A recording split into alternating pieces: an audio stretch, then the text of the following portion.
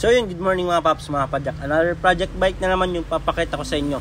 Isang big time na naman na customer yung nagpa-build sa atin. Itong bike na to napakagaan pero mabigat to sa bulsa.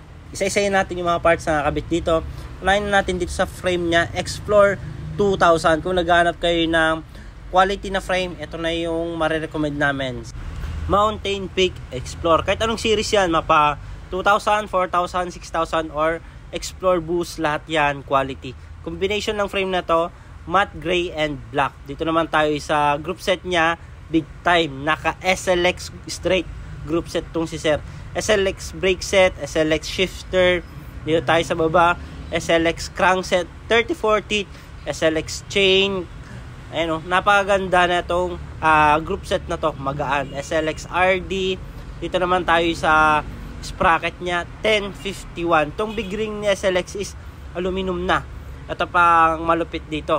Naka Speed 1 sniper na ratchet type. Pinakamaingay sa lahat ng hubs. Kasi ayun yung gusto ni Sir. Pinakamaingay sa lahat. At hindi lang yan, naka pillar spoke pa. Diyan mo makikita na lahat ng mga parts nito is upgraded na Continental tire, Pops Pro 1 rim. Bakit nga ba Pops Pro 1 nilagay namin? Kasi ayun yung pinakamagaan namin na rim dito. Pati yung gulong niya magaan. Weapon ambush na sealed bearing pedal. Dito tayo sa Cole seat post. Napakagaan din yan. Mosaic na saddle.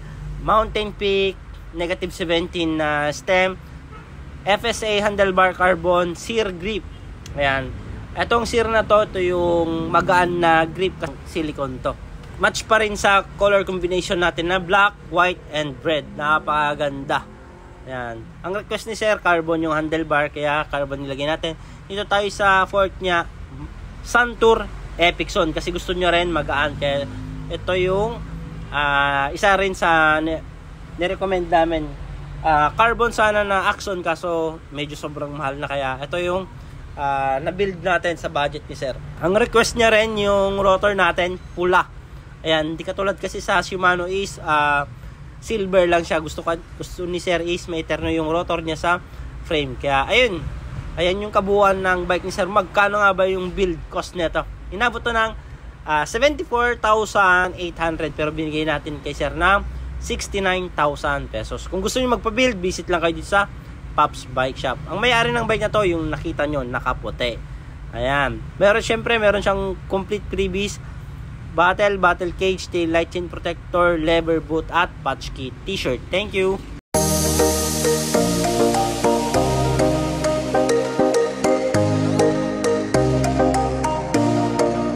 Mga nasa malalayong lugar naman na gusto magpakita ng suportas dito sa Pops Bike Shop at gusto mag-order, ayan, visit lang kayo dito sa mga legit account namin. Dito lang kayo pwedeng makipag-transact para legit at di kayo may scam. Visit lang kayo sa TikTok, Shopee, Lazada namin. Pops Bike Shop Official. Ayan, ito yung mga legit account namin. Jason Bike Parts. Bikers Need. Thank you mga Pops, mga Padjak. Ayan, dito na kayo makipag-transact at mag-order. Thank you.